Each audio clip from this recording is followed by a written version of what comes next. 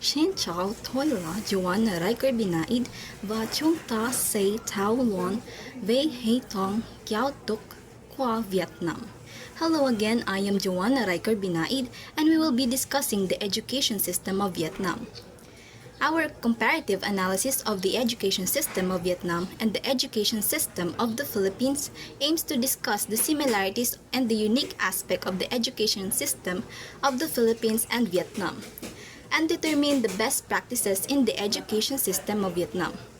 All throughout our presentation, we will be discussing the education system of Vietnam and the practices which we can apply in the education system of the Philippines. It will help us in identifying the areas in the Philippine education system that needs an improvement and how thus the chosen practices from the education system of Vietnam will contribute to the development and improvement of the Philippine education system. The content of our presentation are the structure of education, curriculum and pedagogy, funding and resources, access and inclusivity, assessment and accreditation, global competencies, best practices in the education system of Vietnam, and lastly, our recommendations for the improvement of the Philippine education system. So, without further ado, let us listen to Joanna Marie Alto and Jonabel Abay as they discuss the frameworks for comparison of the education system of the Philippines and Vietnam. Xin chào Bioi Choi, tôi là Joanna Marie Alto, một trong nông phong viên Chua non Việt Nam. So today I'm going to discuss the structure of education in the Philippines and in Vietnam. So the first one is the levels of education in the Philippines. As we can see that the first one is a kindergarten. The mandatory years of schooling is 1 year, and the next one is elementary, consists of for 6 years, and the next one is secondary, 4 years for junior high school and 2 years for senior high school, and plus the TSD specialization, which is the NC1 and NC2, arts and sports. The next one is the tertiary, the technical education and skills development, which is the college. And after you take the college, and you will take the baccalaureate degree, post-baccalaureate, postdoctoral, or specialization. So the next one is the levels of education in Vietnam. The first one is the pre-primary education creches for children 3 months to 3 years old. In this, the early childhood care and education, it includes the creches and kindergartens. In these institutions, the institutions of the kindergarten can be public, people-funded, or private, and they can accept at the age of 3 months up to 3 years old. And the next one is the kindergarten, 3 to 6 years old. So in the kindergarten is from 3 to 6 years old. Their purpose is to prepare children to enter into primary school. And also, these institutions can be public, people funded, or private. The next one is the primary school. Duration is 5 years. The first grade is 6 to 7 years old. Second grade, 7 to 8 years old. Third grade, 8 to 9 years old. Fourth grade, 9 to 10 years old. And the fifth grade is 10 to 12 years old. So it lasts for 5 years and begins with 6 years old. And the primary education is publicly funded, and all children are expected to be instructed on the same material. The subjects that children are taught include the Vietnamese language, mathematics, moral education, social sciences, history, physical education, and arts. So the next one is the lower secondary. Their duration is 4 years. It includes the sixth grade, 11 to 12 years old. Next one is the seventh grade, 12 to 13 years old. Eighth grade, 13 to 14 years old. And the last one is ninth grade, 14 to 15 years old. Also known as a secondary education or professional training. It starts at 11 years old and lasts for 4 years at the lower level. And the next one is the upper secondary. The duration is 3 years. It includes 10th grade, 15 to 16 years old, and 11th grade, 16 to 17 years old, and 12th grade, 17 to 8 years old. 18 years old, sorry. So, the upper secondary education begins at 14 years old, lasts for 3 to 4 years depending on which type the student chooses. The students can go specialized secondary education, vocational education, professional education, or professional training, and depending on their interest for higher education. So the next one is the vocational college. It consists of 1 to 3 years mandatory schooling. And the next one is tertiary education.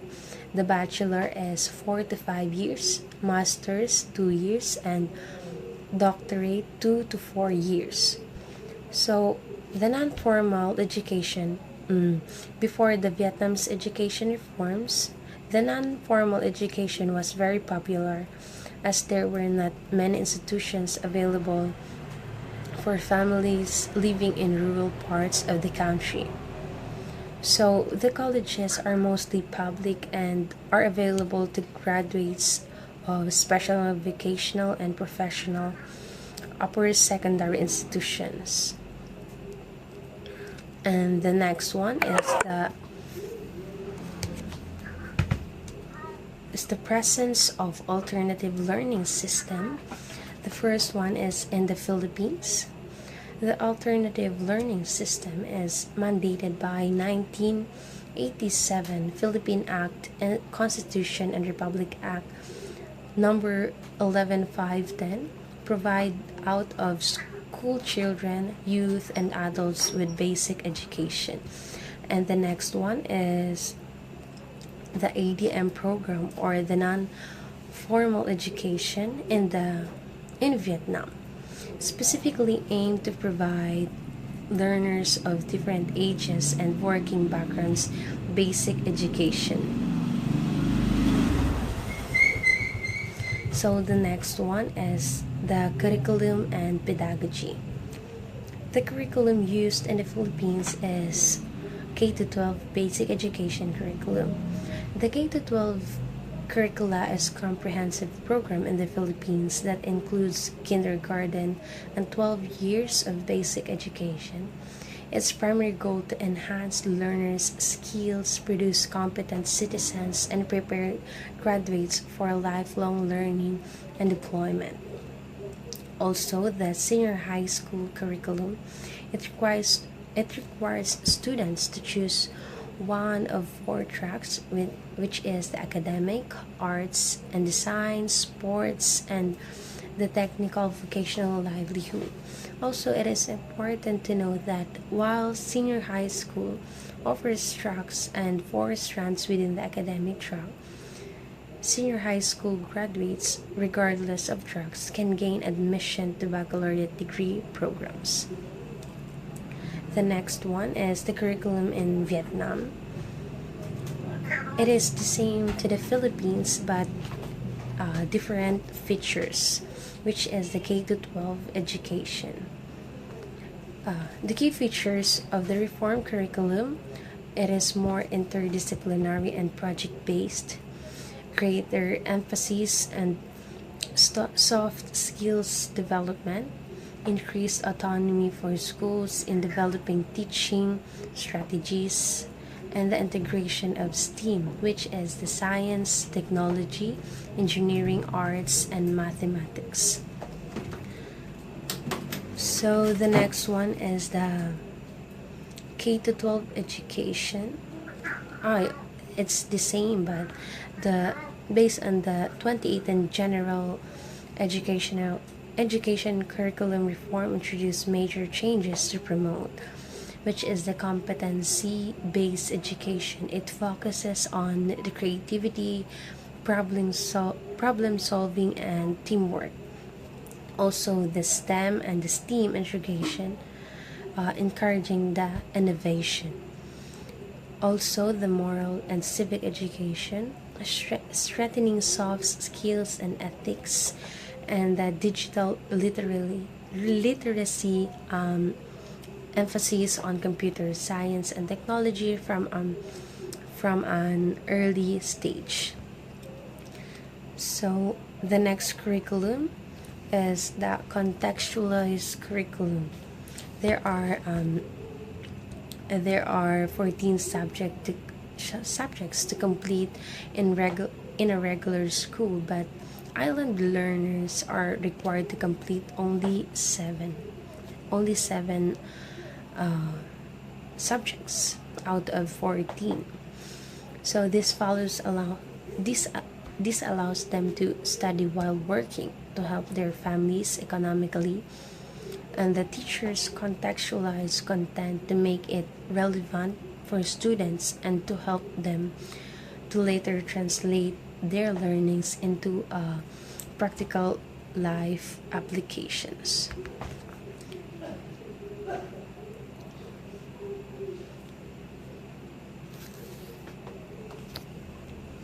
So, in addition to the non formal education, in the presence of alternative learning system, the ADM program for island learners is flexible, inclusive, and learner centered as evidenced by the following characteristics. So, based on what we've researched, the program has no age limit. Anyone who intends to finish lower secondary level is eligible for admission. The second one is the program admits school dropouts. Learners who attend to enroll in the program need to undergo informal assessment. Also, the students will be placed in the appropriate grade level based on the assessment result. The third one is the program targets learners located in difficult economic areas who can enroll with no tuition fee requirement. So the fourth characteristic is the program can start at any time of the year, as long as each SS has a minimum of 15 enrollees with an average class size of 20 to 25. Unlike classes in regular schools that always start in September every year. So the fifth characteristic is the learners are provided free books, notebooks, and school materials. Also, the learners need to spend only 3 years to complete the program, unlike the formal lower secondary education or the LSC that is completed in 4 years. And also, learners take only 7 out of 14 subjects required in regular schools is the 30 subjects. And the last characteristics is the learners have the option to go to class at any time of the day and any day of the week to fit their schedule. The class schedules can even be changed to follow a particular weather pattern or hours of daylight. So The next one is the pedagogy used in the Philippines. The first one is the blended learning and e-learning innovations. The blended learning combines traditional face-to-face classroom instruction or with online learning components. Also, learning management systems or the LMS like Google Classroom and DepEd Commons are widely adapted, especially when the weather is bad or the heat index. Due to the heat index and the digital tools such as video conferencing platforms like Zooms, MS Teams, or Google Meets are utilized, and the modular learning is also an option for areas with limited internet access. And also the pedagogy used in the Philippines is the mother tongue-based multilingual education or the MTB-MLE. This pedagogy emphasizes teaching young learners from kindergarten to grade 3 in their native language before transitioning into Filipino and language. The 19 recognized languages are Cebuano, Ilocano, Kapampangan, are used in early instruction. Also, it enhances the cognitive development and cultural appreciation of the students. It strengthens the literacy and comprehension by using the familiar language. Also, the MTB-MLE has led to improvements in literacy rates among young learners in rural and indigenous community. So the next one is the competency-based learning for technical education or the TESDA. The Technical Education and Skills Development Authority or the TESDA implements competency-based education and training. It focuses on skill mastery rather than time spent in the classroom. Also, the national certification levels validate competencies in various trades like welding, IT, and culinary. Flexible learning pathways through online courses and community training. And the next one is, in addition, in TESDA, you can enroll in this for your training in cooking like in culinary, and welding like in IT, and also it can build your skills mastery. And the next pedagogy used in the Philippines is the outcome-based education or the OBE in higher education. The OBE focuses on defining desired learning outcomes and aligning teaching methods, assessments, and curricula to achieve them. Also, learning outcomes are categorized into knowledge, skills, and attitudes. Emphasis on student demonstration of learning outcomes rather than rote memorizations, and adopted by universities under the guidance of the Commission on Higher Education, which is the CHED. Also, OBE has improved the alignment of higher education with global standards, enhancing graduate employability.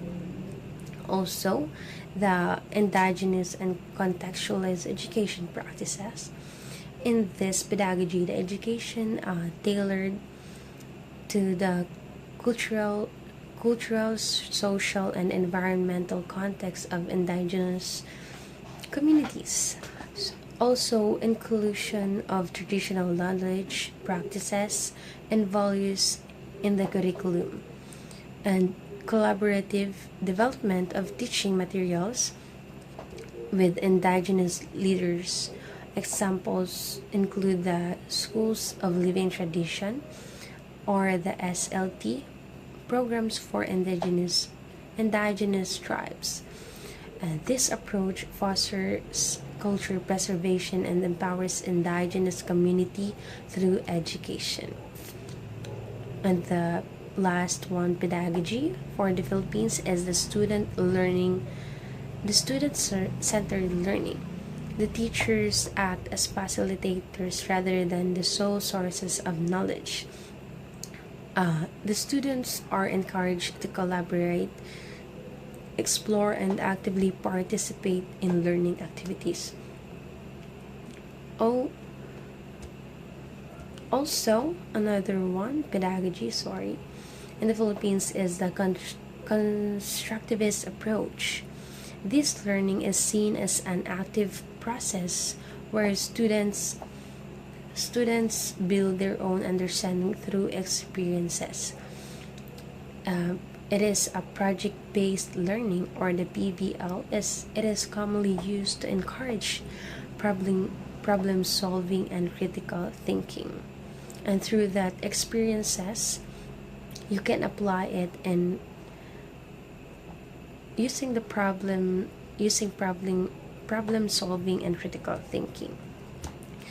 And in the pedagogy used in Vietnam is the traditional pedagogy. It is still in use. The teacher-centered approach, it serves as the primary source of knowledge, and the students are passive listeners focusing on note taking and memorization. Also lecture-based instruction. It emphasizes on textbook context and theoretical knowledge, and the exams are often focused on recall rather than application.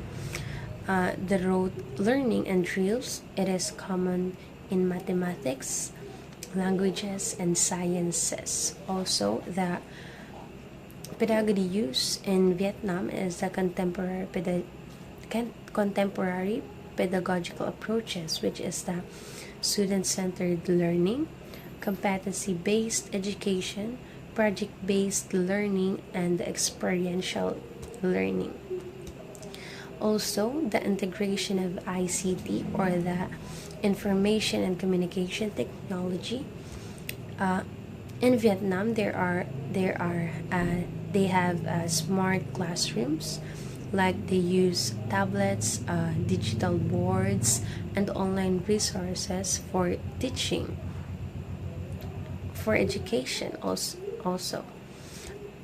And the e-learning platforms and the school in theirs, it utilized the tools such as VNPT, e-learning, and Edmodo. Also, the coding of computer science, it introduced from primary school onwards. Also, the pedagogy in Vietnam is the differentiated instruction, the adapting teaching strategies to meet the diverse needs and learning paces of students. It is special provisions for gifted students and those requiring additional support. Also, collaborative learning, the collaborative learning, it is group discussions, peer reviews, and teamwork activities are increasingly emphasized. Also, it encouraged the students to develop interpersonal and problem solving skills.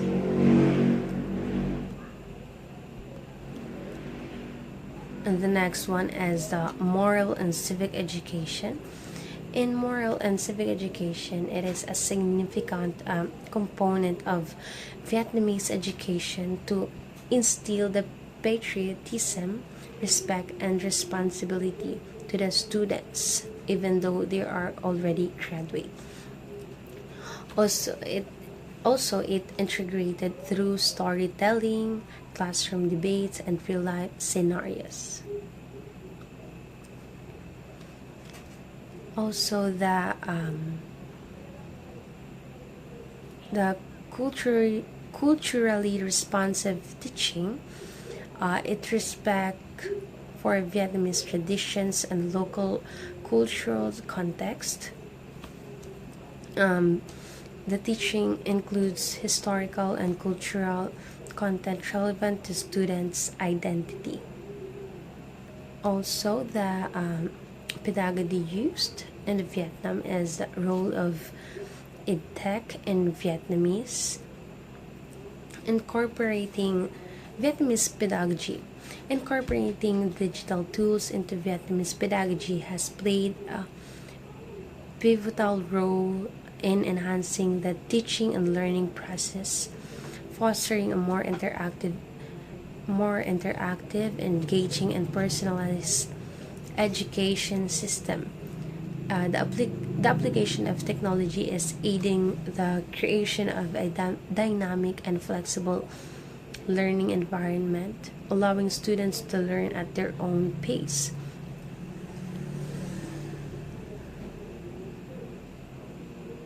Also, the digital tools in Vietnamese pedagogy are not just enhancing the learning experience, but are also empowering teachers to diversify their teaching methods and tailor their lessons according to the individual student needs. Furthermore, the government's endorsement mm, and investment in education technology are creating a conducive atmosphere for the integration of digital tools into the curriculum. Okay, the next one is the funding and resources.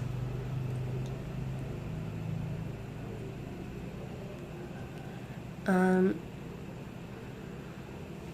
the funding the funding in the Philippines, the government expedient expenditure on education.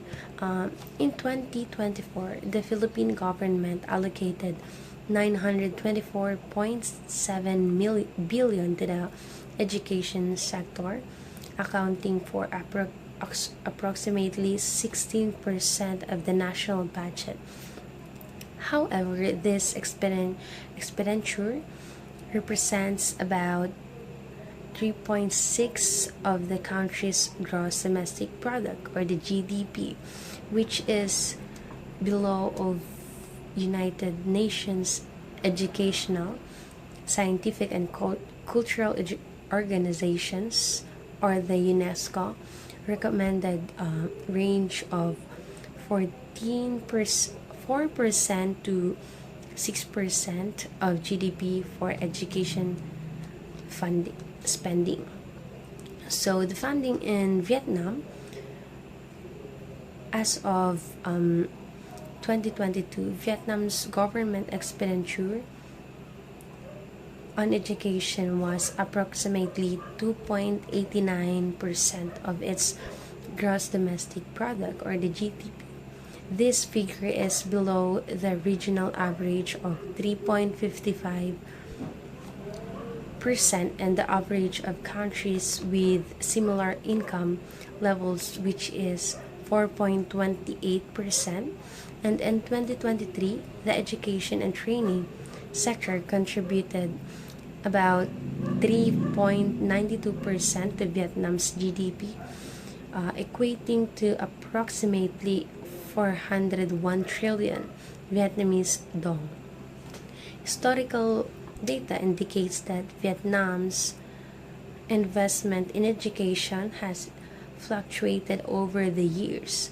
For instance, in 2013, government expenditure on education reached 5.65 GDP. As of now, specific data for 2024 is not available. However, the Vietnamese government has consistently emphasized the importance of education in its socioeconomic development plans. It's anticipated that efforts to invest in education will continue, aiming to enhance the quality and accessibility of education across the country. Also, the next one is the resources in the Philippines. The facilities there is a total of 47,188 schools in the public schools system and 37,628 elementary schools, 1,511 junior high schools, and 216 senior high schools as of 2020. In addition, there are 14,458 schools that are privately run and 271 operated by state universities and colleges, or the SUC, or local university and colleges, or the LUCs. And the next one is the resources in Vietnam. The classroom facilities in Vietnam have two areas, which is the urban areas. Urban areas spacious, well lit and ventilated classroom with multimedia teaching aids, which are the projectors, whiteboards, and occasionally smart boards. Private and international schools often have air-conditioned classrooms with ergonomic furnitures. And the next area is the rural and remote areas. Some classrooms still face challenges such as poor lighting and ventilation. In remote areas, schools may use temporary or makeshift classroom. Also, in Vietnam, they have science laboratory. In urban high schools, it is well-equipped lab for physics, chemistry, and biology. And in rural schools, many schools either lack dedicated labs or have outdated equipment. The government efforts and investment in science facility under MOET, or the MOET's education reforms to promote hands-on learning in rural school. Also, the resources in the Philippines, the availability of classroom in the Philippines is currently facing a significant shortage of classroom across its public school system. As of August 2023, the Department of Education, or the DepEd, reported a deficit of approximately 159,000 classrooms nationwide, a notable increase from the 91,000 classroom shortage reported in August 2022. Also in Vietnam, the availability of classrooms, Vietnam has made significant strides in improving classroom availability and infrastructure over the past decade. As of 2023, the country boasts nearly 628,600 classrooms, with 86.6 meeting permanent construction standards, a notable increase from 2013. For the school year of 2023 to 2024, there were approximately 280,300 classrooms in primary schools in Vietnam. In that year, there were around 381,800 primary teachers in the country.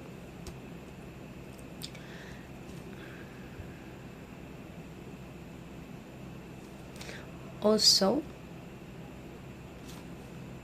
Vietnam has made a significant strides in improving classroom availability and infrastructure over the past decades. And the next one is the teacher-student ratio. As we can notice that the Vietnam in preschool level, one teacher per 5 children in nursery and one teacher per 10 to 12 kids in kindergarten, and in primary 23.3 students per teacher, and in lower secondary 23 students per teacher, and upper secondary 20.3 students per teacher. And in the Philippines, the elementary level, approximately one teacher for every 31 students, and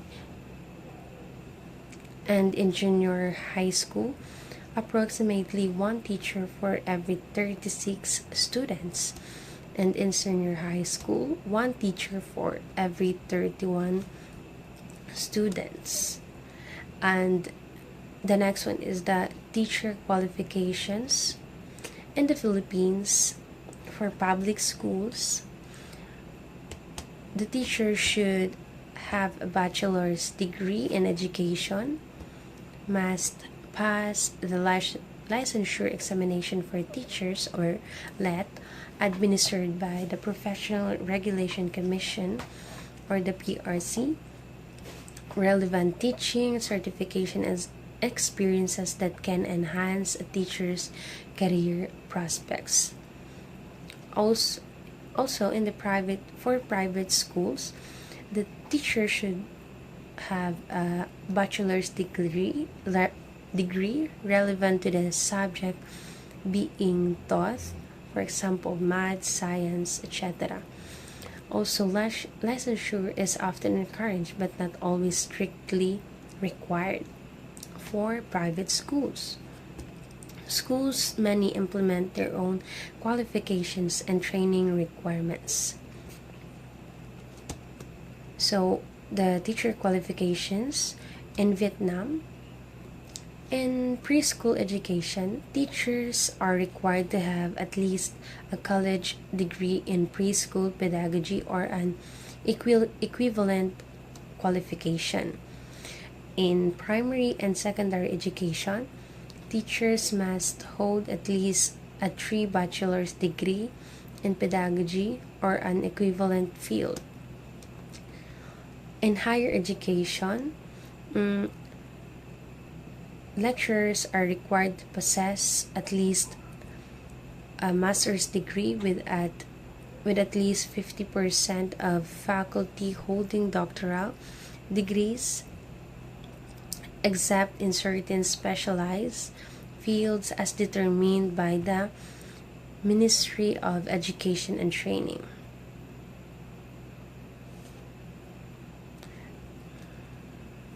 So the standards of teachers in Vietnam, according to Article 67 of Education Law 2019, teachers must have good morals, ideological and mental qualifications, meet professional standards of teaching position, have skill of updating and upgrading professional capacity and knowledge, and maintain good health as required by the profession.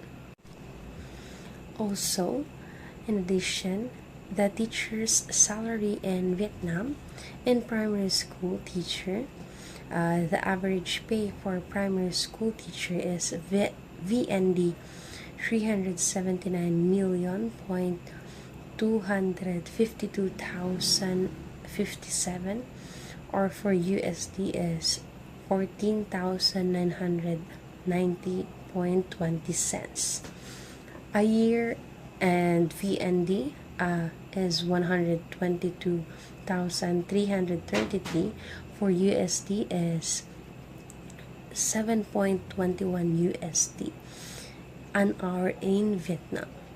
The average salary range for a primary school teacher is between VND to 2,664,213, and in USD 10,658.3 USD. Also, an average of a bachelor's degree is the highest level of education for a primary school teacher. This compensation analysis is based on salary survey data collected directly from employers and anonymous employees in Vietnam. In secondary or high school teacher, the average pay for a high school teacher is VND 379 million 252,057, and in USD it is 14,920.20 USD a year, and VND 128,333, it is converted 7.21 USD an hour in Vietnam. The average salary for a high school teacher is between VND 269 million 268,960, or 10,643.4 USD. On average, a master's degree is the highest level of education for high school teacher. This compensation analysis is also based on salary survey data collected directly from employers and anonymous employees in Vietnam. Also, the benefits of being a teacher in Vietnam is consistent income and high salary range, flexibility in scheduling evening or weekend classes, holidays aligned with Vietnamese festivals, housing allowance. Many schools contribute towards a cost of a teacher's accommodation, sometimes even providing on-site housing. Also, health insurance. Most employers offer health insurance plans to cover medical expenses, and also the flight reimbursement. Some schools may assist with the cost of travel to and from Vietnam. And then the paid holidays. The teachers are entitled to paid vacation days, allowing to travel within Vietnam and the other region. And in tuition assistance, the teachers with children may be eligible for tuition discounts at the school they work at. And in visa support, the employers often help with visa renewal processes for foreign teachers. And for transportation allowance, some schools may provide assistance with transportation costs like motorbike usage. And in professional development opportunities, the access to training and workshops to improve the teaching skills of the teacher. And the last one is the relocation assistance. It's support with setting into a new location. Thank you, and the next topic will be discussed by the next presenters. Thank you. Xin chào cho na bel abay, tôi là mặt trong nhong tui iching ko nyon moi. Again, good afternoon. I will be presenting the continuation of our report in the comparative analysis of Philippine and Vietnam education system. Access and inclusivity. Access on free education system. In the Philippines, Republic Act 1093-1 ensures free tuition and other fees in state universities and colleges, local universities and colleges, and state-run technical vocational institution, making higher education more accessible. While basic education, or K-12, in public schools is also tuition-free, other expenses like uniforms and materials may still be required. RA 1093-1, or the Universal Access to Quality Tertiary Education Act, is a Philippine law that provides free tuition and other school fees for students enrolled in state universities and colleges, local universities and colleges, and government-run technical vocational institutions. It aims to make higher education more accessible for removing financial barriers, especially for underprivileged students. The law also includes a tertiary education subsidy to support students' related expenses. Additionally, it offers a student loan programs for students who still need financial help and supports free technical vocational training through TESTA. By implementing this program, RA 1093-1 promotes inclusive education and equal opportunities for all qualified Filipinos to pursue college or vocational trainings without the burden of high cost. In Vietnam guarantees free and compulsory primary education, ensuring that all children receive basic schooling. The 2019 Law on Education is the most recent significant legislation. It mandates free tuition for public preschools 5 years old, primary and secondary education. A proposed expansion aims to extend free tuition to all levels of public general education. This policy would directly benefit citizens by easing financial burdens, especially for those in difficult economic circumstances. The savings on tuition could cost stimulate customer spending on other goods and services, while also fostering public trust in the government and the party. But this requires substantial fundings and faces potential challenges for proposed constitutional amendments. Enrollment and dropout rates in the Philippines. Enrollment rates. As of August 5, 2024, the Department of Education, or DepEd, reported that 23,845,025 students enrolled from the school year of 2024 to 25 in the Philippines. This number includes students in public and private schools, state universities and colleges, and alternative learning system.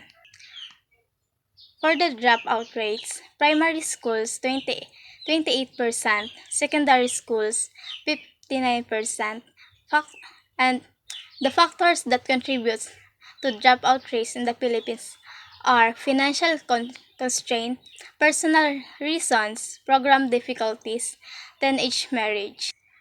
For financial constraints, students may drop out due to the cost of education. For the personal reasons, students may drop out for personal reasons such as health, health issues, or transferring to another institution. For the program difficulty, students may drop out if a program is too difficult. And for the teenage marriage, women who marry before the age of 19 are more likely to drop out of school. In Vietnam, enrollment rates in the 2024 to 2025 school year, the country's education system will have 25,255,251 students. Of these, 2,068,522 will be university students.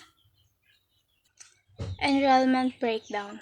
Primary school 122.49% in 2023, secondary school 97.25% in 2022, tertiary school 42.22% in 2022.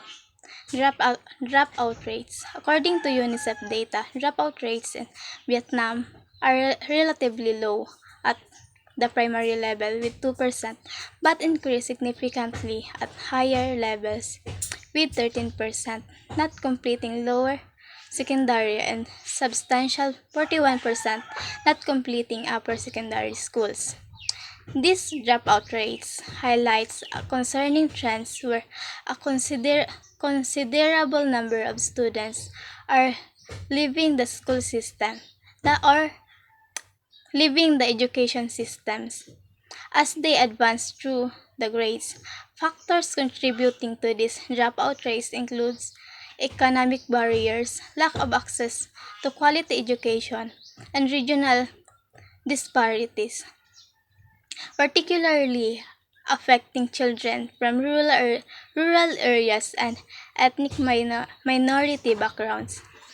Addressing these challenges requires targeted interventions to improve access to education, enhance the quality of schooling, and provide support to vulnerable groups to ensure that all children have the opportunity to complete their education.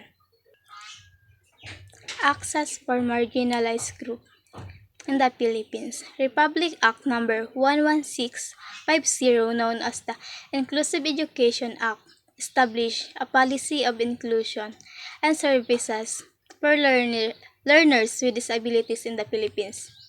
It is the policy of the state to protect and promote the right of all citizens to quality education at all levels and shall take appropriate steps to make such education accessible to all.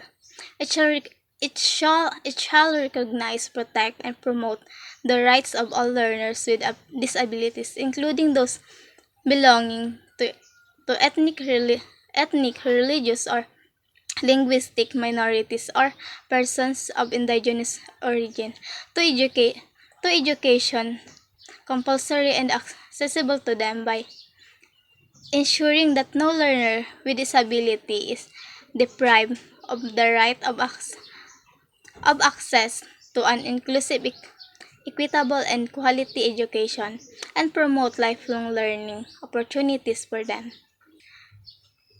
The Department of Education has established the Bureau of Alternative Education to further ensure effective and efficient implementation of the alternative learning system. Continue reading. DepEd established Bureau of Alternative Education to expand opportunities for out of school Filipinos. This will strengthen initiatives, program, and policies for the out of school children and special cases, youth, and adults to ensure their educational continuity, for them to be able to develop basic and functional literacy, life skills, and pursue an equivalent pathway to complete basic education. In Vietnam, Nguyen Coyen Center for Disabilities, a vocational training center aimed at 10 people with motor and/or cognitive disabilities. The LAT, Educational and vocational center. There is a non there is a non-formal education center in the city of Dalat that caters to 156 young people in the area with vocational training. This center offers a sewing program with with an emphasis on silk crafting, as well as a greenhouse agriculture program with modern potted micro-growing techniques and drip irrigation. Next is the Special EMS Education Center, or SEEC, provides better support and enhancing learning outcomes for autistic students. The main goals is of Special EMS education system is to diagnose autism early and help the children develop their skills through individualized intervention. It offers diagnosis and create treatment plans for unique behavioral and educational needs. Each individual educational program, or IEP, specifically designed by Vietnamese and overseas experts include includes work on gross and fine motor skills, cognition, and receptive language. Assessment and accreditation, national exams, and standardized testing in the Philippines have the Philippine National Achievement Test and Regional Achievement Test. Philippine National Achievement Test, or NAT, is a standardized set of examinations taken in the Philippines by students in grade 3, 6, 10, and to 12. The test is designed to determine their academic level, strengths, and weaknesses, as well as their knowledge learned in major subjects throughout the years. The Regional Achievement Test, or RAT, is an online competencies-based test used in the Philippines to assess students' learning in key subjects like science and technology, mathematics, English, Filipino, and social studies. In Vietnam, they have HGE, or High School Graduation Examination. This exam is a nationwide standardized test that assesses students' knowledge and skills at the end of high school. Quality Assurance Measure. Quality Assurance Agencies. In the Philippines, we have PAASCO, or the Philippine Accrediting Association of Schools, Colleges, and Universities. It is a private or non-profit organization that accredits academic programs and institutions focusing on quality improvements and development. We also have AACUP, or Accrediting Association of Chartered Colleges and Universities in the Philippines. It accredits curricular programs, particularly that of states, universities, and colleges. We also have PACOCOA, or the Philippine Association of Colleges and Universities Commission on Accreditation. It is a private accrediting agency which gives the formal recognition to an educational institution by attesting that its academic program maintains excellent standards in its educational operations. And the last is the ACSC AAI, or the Association of Christian Schools and Colleges Accrediting Agency Incorporated. In Vietnam, they have number one is the VNU Hanoi Center for Education Accreditation, or the VNU HNCEA. It is one of Vietnam's first officially recognized or accreditation bodies established under Vietnam National University. Hanoi, Vietnam National University, Hanoi. It plays a leading role in evaluate,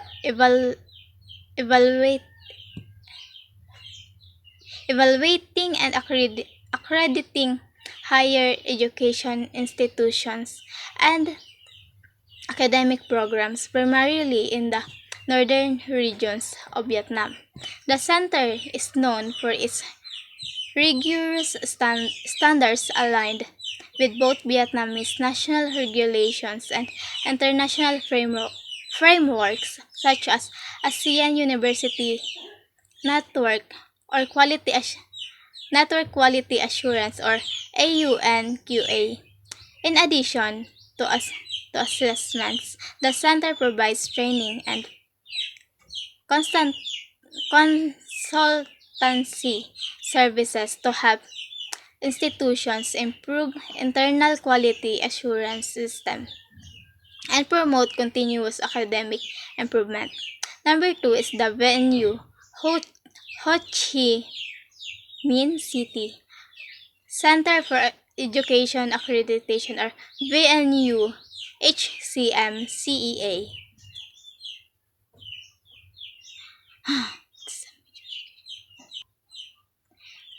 It is a major education accreditation or organization focused on institutions in southern Vietnam.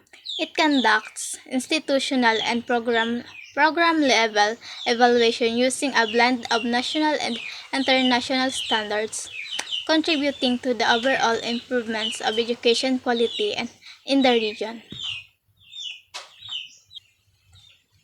Number three is the Center for Education Accreditation, the University of Da Nang. This center is strategically positioned to serve the central region of Vietnam. Though newer compared to the Hanoi and Ho Chi Minh City centers, it has quickly gained recognition for its efforts in promoting regional educational quality. The center offers accreditation services tailored to the unique needs of institutions in central Vietnam and supports them in complying with national education reform efforts.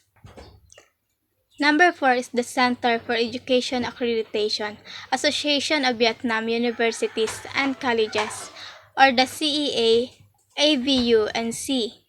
It is a non-governmental, non-profit accreditation center operating under the Association of Vietnam Universities and Colleges.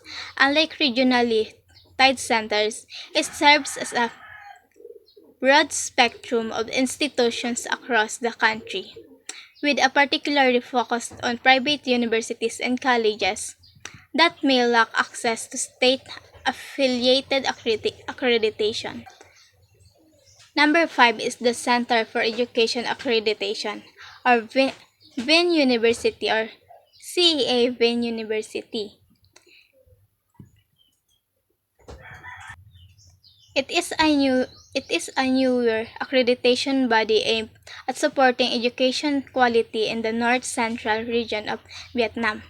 Its mission includes providing peer and professional accreditation services to institutions in more rural or developing areas that may face as challenges accessing national level evaluators.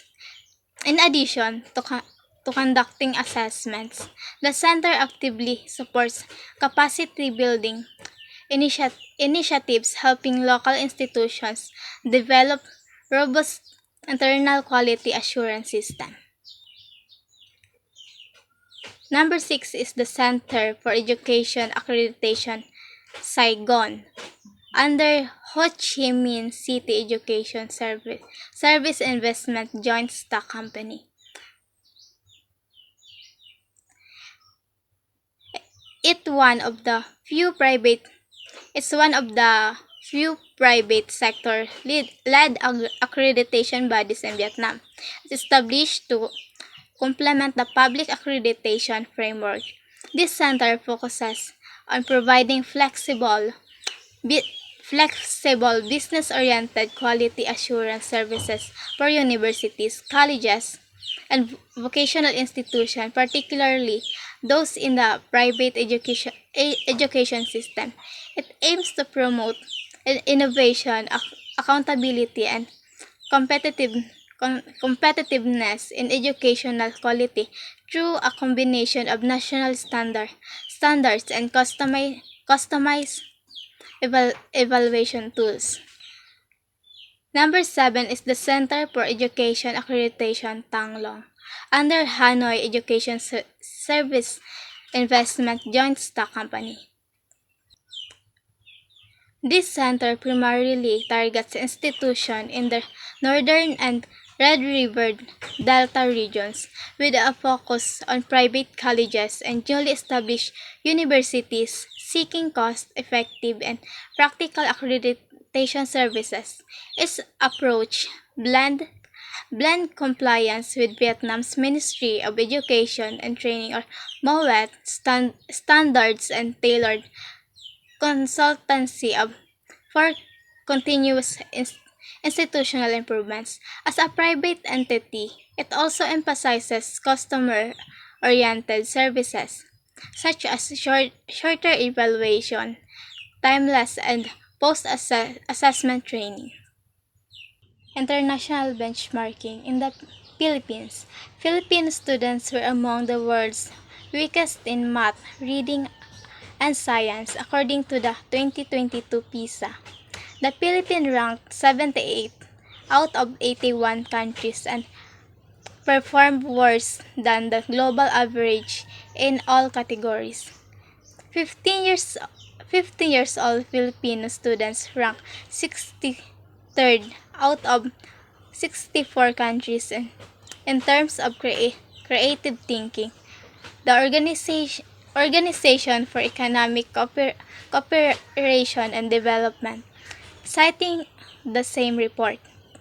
The PISA result of the year 2022 showed of, that over 75% of Philippine students are low performers in mathematics, science, reading, and creative thinking. This, this result highlights deep-rooted issues in the Philippines education system, including outdated curricula, lack of resources, insufficient teaching training, and systematic inequities. Urgent reforms and long-term investment in quality education, teacher development, and student support system are necessary to reverse this trend. International benchmarking in Vietnam. In the recent PISA ranking, Vietnam is ranked 34th out of 81 countries in the overall ranking, 31st out of 81 for mathematics, 35th in science, and 34th in reading in the PISA ranking. Vietnam placed second in Southeast Asia behind Singapore. This data is based on the 2022 PISA assessment released by the OECD. Vietnam's consistent success in PISA reflects the country's long-term commitment to education reforms, a strong cultural emphasis on academic achievements, and an increasingly structured national curriculum with measurable standards. These results also suggest that Vietnam's education system, despite limited resources, has managed to promote effective teaching and learning strategies that other developing countries might look to as a model. Global competencies, performance and global ranking. In the Philippines, in the 2022 PISA ranking, the Philippines ranked 77th out of 81 countries assessed. The relatively low ranking of the Philippines in In the 2022 PISA results can be attributed to several factors, including challenges in the educational system, such as limited funding, inadequate teacher training, and large class size. The COVID-19 pandemic also significantly impacted learning, with a shift to online education hampered by the poor access to technology, especially in underserved areas. Performance in global ranking of Vietnam. Based on the most recent PISA program for international students assessment results ranking in 2022, Vietnam was placed 59th in the ranking. The Vietnam performance can be credited to its significant investment in education, high societal expectation for academic success, efficient use of resources, and a focus on teacher quality and curriculum development. This, these systematic differences contribute to the performance gap between the two countries.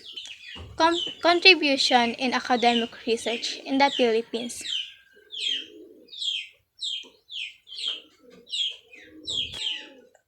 The Philippines has a history of academic research, particularly in fields like tropical medicine and agriculture. Its contributions are often considered limited compared to other nations, with challenges like low research funding and a relative small full of dedicated researchers. However, notable contributions have been made in areas like marine biology, biodiversity studies, and health research, primarily through institutions like the University of the Philippines, focusing on research relevance to the country's unique environment and social issues. Research contribution of the Philippines. Number one is the coral reef studies. Filipino marine scientists have contributed significantly to coral reefs monitoring, conservation strategies, and the understanding of reef ecosystem under climate stress. Number two is the biodiversity conservation. The Philippines has produced important studies in species discovery, habitat protection, and ecological sustainability. Research efforts have helped shape protect, protected areas policies and global awareness of Philippine endemism. Tropical number three is the tropical medicine research. Research into diseases like dengue, malaria, and tuberculosis is robust, often in partnership with international organizations. Filipino scientists have played role in diagnostics, vaccine development, and disease surveillance. Number four is the agricultural research. The Philippines, being an agrarian economy has made contribution in rice genetics, pest control, and climate resilience. Farming techniques, institutions like IRRI or International Rice Research Institute based in based in the Philippines have global influence in providing rice production and food security. Contribution in academic research in Vietnam. Vietnam has made significant contribution to international academic research in agriculture, particularly in areas such as sustainable farming, rice genetics, aquaculture, and climate adaptations. Given its strong agricultural base, Vietnam's research is crucial for food security and environment sustainability. And international partnership in the Philippines, we have the Leyte Normal University as partnership with universities in Indonesia, Malaysia, Canada, Vietnam, and Taiwan.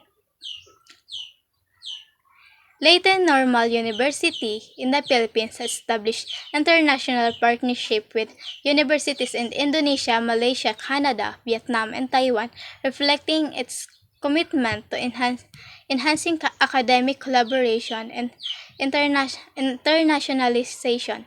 These partnerships are primarily aimed at promoting faculty and students exchanges, joint, joint research projects, and curriculum development with foster global per- perspectives and strengthen LNU's academic standing.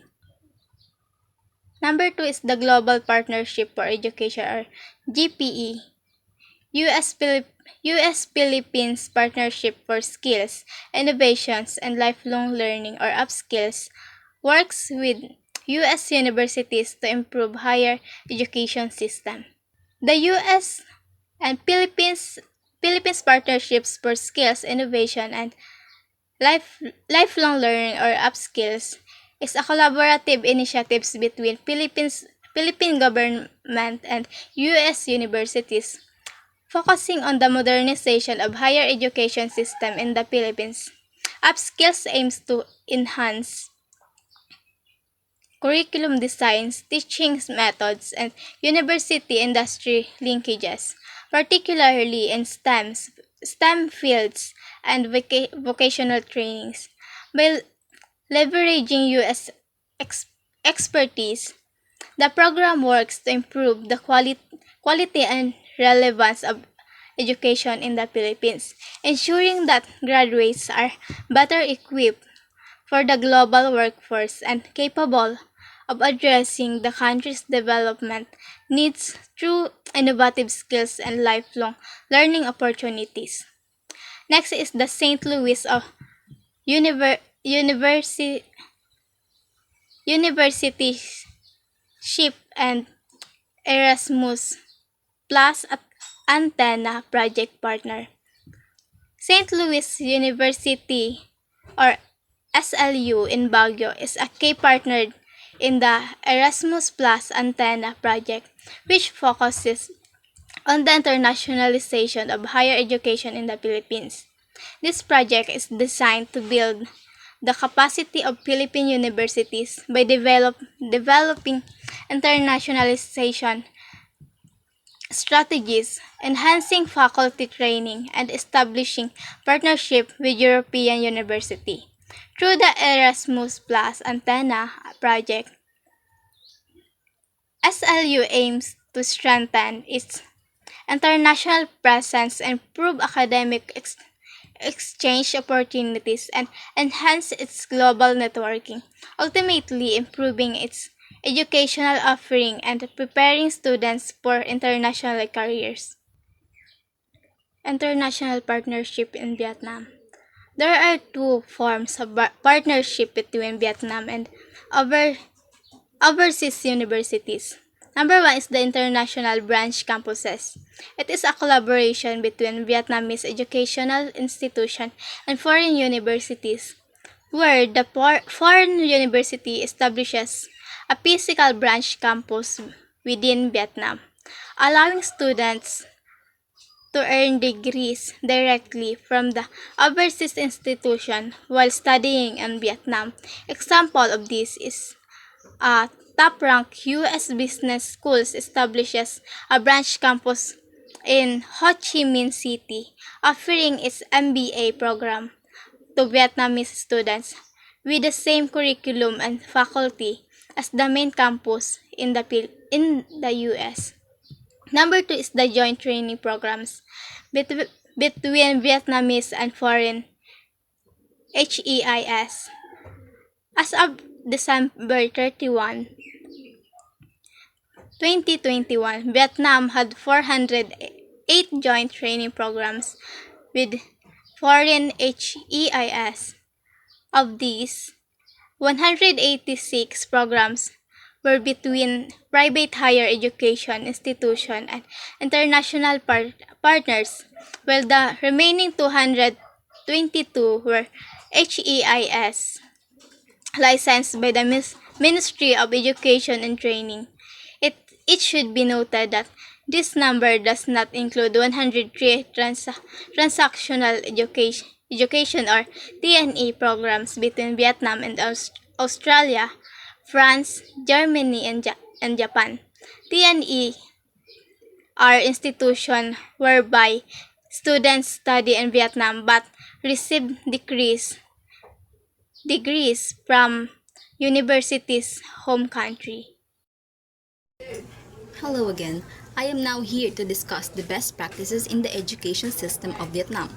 These practices contribute to the betterment of the education system in the country of Vietnam. First is specialized government agencies. Having different government agencies that has a specific purpose and responsibilities. These agencies contribute to the improvement and development of the education system of Vietnam. These agencies are as follows: Ministry of Education and Training or MOET, Department of Vocational and Technical Education, Center for Curriculum Development and Methodology for General Education, Departments of Education and Training, National Council of Education, Ministry of Labor, Invalids and Social Affairs or MOLISA. It is vocational education again. Second is daily basic education enrollment. Majority of basic education students are enrolled on a daily basis. The main goals are general knowledge improvement, human resources training, and talent development. Next is the mandatory high school graduation exam. All high school students in Vietnam are required to take a high school graduation exam, which is administered by the Ministry of Education and Training at the end of grade 12 to get a diploma called the Graduation Diploma of General Upper Secondary Education. Next is fundamental higher education.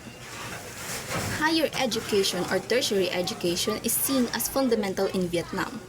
In order to be qualified to enter a university, a student must take the National High School Examination or the THPTQG test. The higher the entrance test score, the more highly regarded the institution will be. Next is the civic and national security education. Teaching subjects related to the welfare of the people of their country, major issues happening in their country, particularly the government, their country's laws, as well as teaching security and defense. These subjects are civics, economics, philosophy, politics, law, and ethics, and the security and defense education. These subjects will help the students to be aware of what is happening in their country and their rights as a human and a citizen of Vietnam. This will also help them to think critically in choosing their political leaders. Next is the EdTech integration. Implementing EdTech in Vietnam's education system, it incorporates digital tools in Vietnamese pedagogy, has played a pivotal role in enhancing and teaching and learning process, fostering a more interactive, engaging, and personalized education system.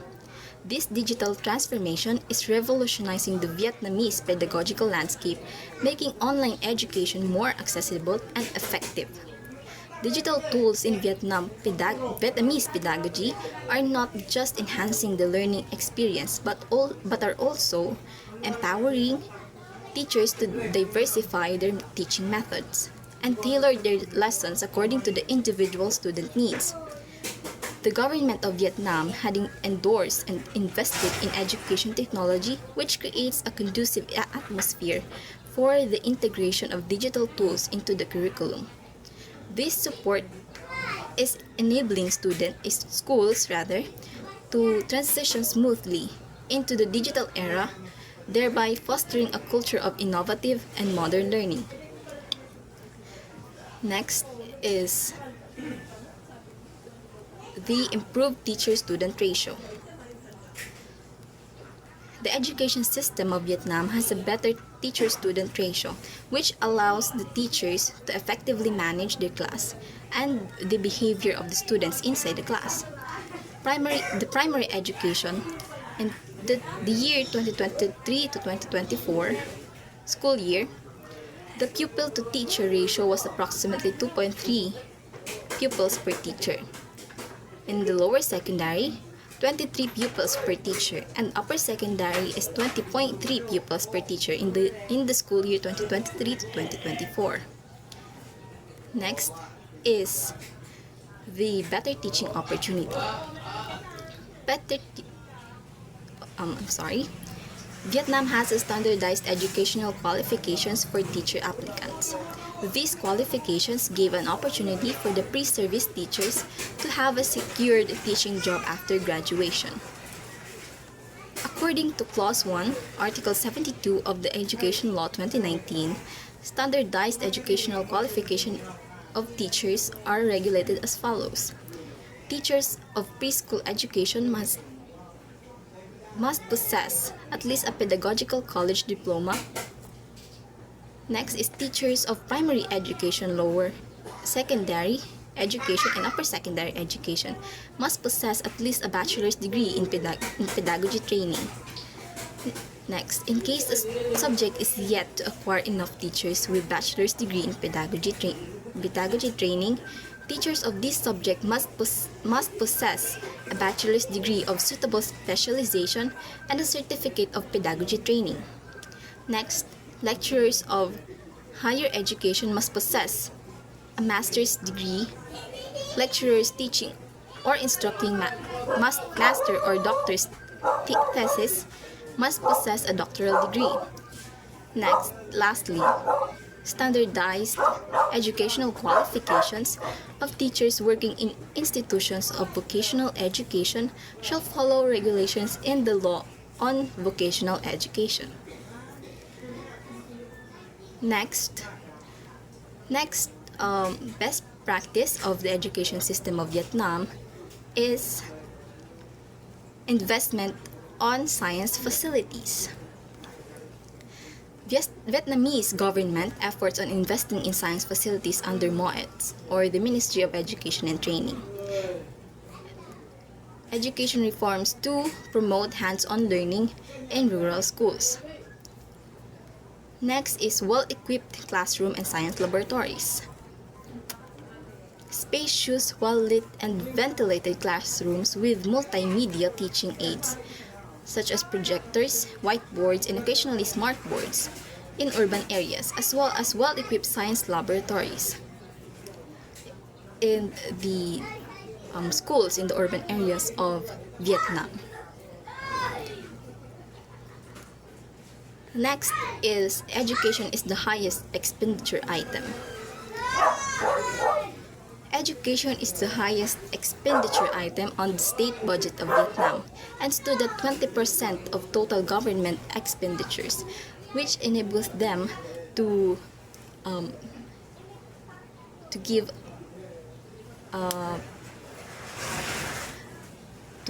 provide materials and other equipments that the students may need in their learning, and the teachers will also need in teaching subjects to the students. Next is improvement on classroom availability. Vietnamese has made significant strides in improving classroom availability and infrastructure over the past decade. As of 2023, the country boasts nearly 628,600 classrooms, with 86.6% meeting permanent construction standards, a notable increase from 2013. Lastly, the best practice that we have seen in the education system of Vietnam is teacher respect and status. In Vietnam, teachers are highly respected and considered to have a very high social status. The students and the society view teachers as authorities and shows significant respect due to the cultural emphasis on valuing education and teachers. The Philippine education system still needs a lot of improvement. Upon reading and analyzing the education system of the Philippines, as well as comparing it to the education system of Vietnam, we have seen how our education system is a bit behind the education system of Vietnam. The education system of the Philippines and Vietnam has several similarities. However, despite these similarities, the education system of Vietnam is a lot more developed and improved than the education system of the Philippines. The problem why the Philippine education system is behind the education system of the other countries in Southeast Asia lies with the issues and problems that the education sector and students are facing. These problems include inability to afford school expenses other than the tuition fee, unmotivated students, availability of classrooms and other school facilities, and misuse of the budget allocated for the education sector. The problem is not with the students. It is their situation, the environment, the government, and the people who are managing the education system of the Philippines. To address these problems, several recommendations for the improvement of the Philippine education system were made. So here are our recommendations for the improvement of the Philippine education system. First is school facilities and other school First is classroom facilities and other school facilities accessible by the students. Improving the classroom environment of the students will help them to feel motivated to come to school and study. Motivational classroom environment results to motivated students. Other school facilities such as comfort rooms, science laboratories, garden areas, and libraries also needs an improvement. There are schools that does not have a proper and clean comfort rooms, and this is the problems that the students usually encounter in school. Science laboratories are important because learning also happens here, especially the experimental activities related to science. School libraries are also important as it caters learning for the students. This is the place where they should spend their free time to study, a comfortable place where they can do their schoolworks. Sadly, some schools do not have a library, and others have a library inside the school, however, it is not spacious and comfortable to study. School libraries have a limited number of books, and some of the books needed by the students are not available in the library. The second recommendation that we made is quality of education given to the students and updating the learning materials used by the students. The quality of education given to the students in the Philippines is good, but it needs an improvement. Some students lack motivation in learning. To address this problem, several changes and improvements should be made, such as the curriculum, the pedagogy in teaching, and the learning materials. Some learning materials are out of date, and some cannot be easily accessed on the internet. The learning materials that the students will use should be updated and accessible for them. The education system should address these problems because it has a big impact on the students' lives. The education sector should make changes and improvements on the education system of the Philippines. Our third recommendation is integration of technology to education. There are several schools in rural areas and mostly in the remote areas which is having difficulty in integrating technology in teaching and learning. The government should make an effort to address this problem and to support the integration of technology to education in urban, rural, and remote areas. We live in a world with accessible technology. The students living in rural areas should be aware of this and should be exposed to the use of technology. Next is the government funding and support on integrating technology in education. To address the issues regarding the integration of technology in education, the government should make an action plan regarding the funding and support that they should allocate on the integration of technology in education. Next is the increased government funding and support on education. To make these improvements possible, the government of the Philippines should increase the funding and support given to the education sector. A lot of improvements on the education system of the Philippines should be made, and this will be possible with an increased allocated budget. The government should allocate a higher percentage of GDP to education, focusing on public school support and teacher development. Next is proper management of the allocation of budget in the education sector. Every year, there is an accumulated amount of budget allocated for the education sector. However, this budget does not seem to do anything to address the problems regarding the education, school facilities, and the needs of the students and teachers. The government should improve their management of the budget allocated for education. Proper management of the budget will help address certain issues regarding education. And our last recommendation is increasing the number of teachers and improve teacher salary. Teachers in the Philippines receive a lower salary than the teachers in other countries. The salary they are receiving is usually not enough with all their expenses. This usually leads to the teacher applicants choosing to work abroad than in their own country. The teacher applicants who chose to work abroad are increasing, while the teachers who chose to work here in the Philippines decreases. It is because of the better salary that they might receive when they work abroad. The government should make an action plan in increasing the salary of the teachers here in the Philippines. This will help with the increase of the number of teachers here in the Philippines, improving the school and classroom facilities, and increasing the number of teachers will help improve the teacher-student ratio in our education system. It will lead to a well-managed class and classroom environment. So that is it for our recommendations for the improvement of the Philippine education system. Again, let me present the presenters for the comparative analysis of the education of Philippines and Vietnam. John Nabel Abay, Joanna Marie Alto, and yours truly, Joanna Riker Binaid. Come on, Ban. Thank you so much.